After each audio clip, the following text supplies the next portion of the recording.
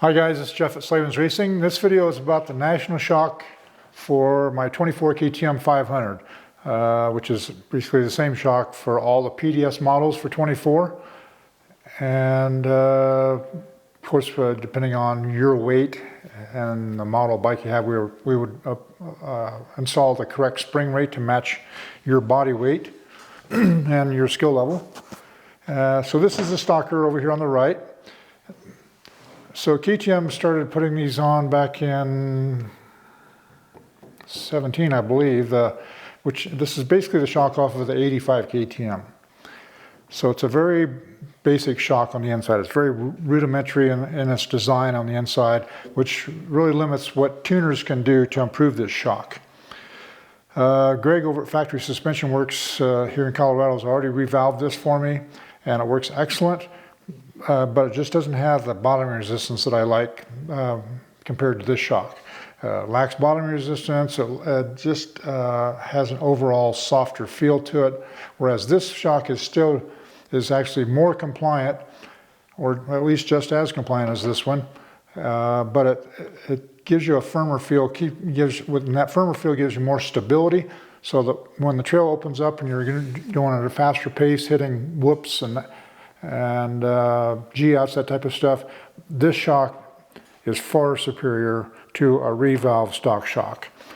These only have a very basic cup system for the anti-bottoming. It can be, and if the tuners mess with that at all, it makes the whole shock harsh. So they kind of have to leave that part of it alone. And that bottoming resistance is just not enough. I mean, you can definitely bang the bottom on one of these. Also, these have got very basic adjusters. KTM made a big deal out of it when they went to this new adjuster system, but all they did was just make it to where you can adjust it with your fingers instead of a tool. The rest of it, the internals of that is the same as they've been for years. You can also notice the difference in the reservoir diameter on the two. This one has, not only is it a larger diameter reservoir, but it also has a SKF Intech piston in it, which has a lot lower friction than this piston.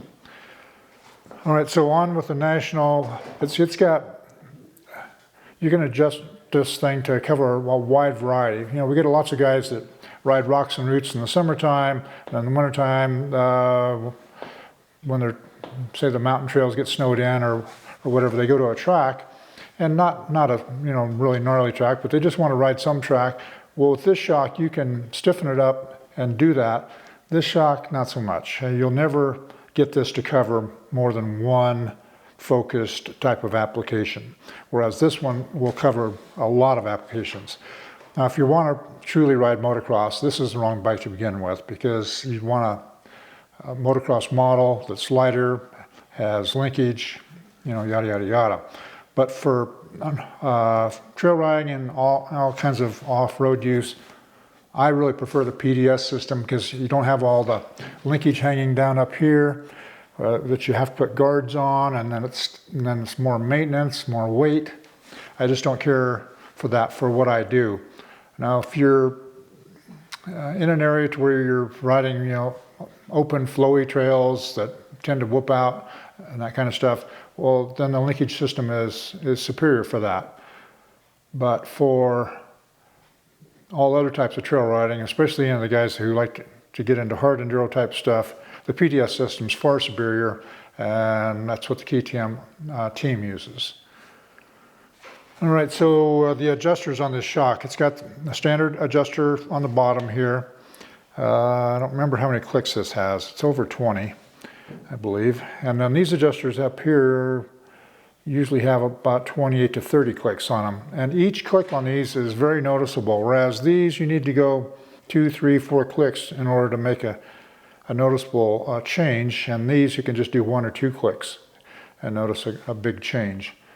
So it's got low speed compression here, mid speed compression over here, high speed compression, and then the rebound down here. And I'm going to make a separate video on how to tune these, but to be honest, when we send these shocks out, you really should just leave them alone. Guys are constantly wanting to mess with the adjusters before they even ride the bike. Please do not do that. When we send them out, all you need to do is, first of all, they need a little bit of break-in time, and you shouldn't be trying to tune a shock while it's breaking in. So, you know, try to get 100 miles on it or something before you touch anything. But I think by the time you hit that 100, 150 mile point, you won't even want to touch it. You'll have forgotten all about the clickers, and you'll be happy as a clam. I don't know what else to tell you about this, guys, other than it's got coatings everywhere, Kashima coating on the shaft, lots of coatings on the inside of the shock as well as the outside. That has a twofold purpose. One is it makes the shock perform better because you don't have all that stiction. And then the oil lasts a lot longer because it doesn't get dirty. It's not shedding, constantly shedding microparticles of metal. So the oil lasts much longer on one of these because of all those coatings. And we also use a much higher quality oil than what a stock shock comes with. And I think that's about it. We're going to stay tuned for an upcoming video on how to install a shock.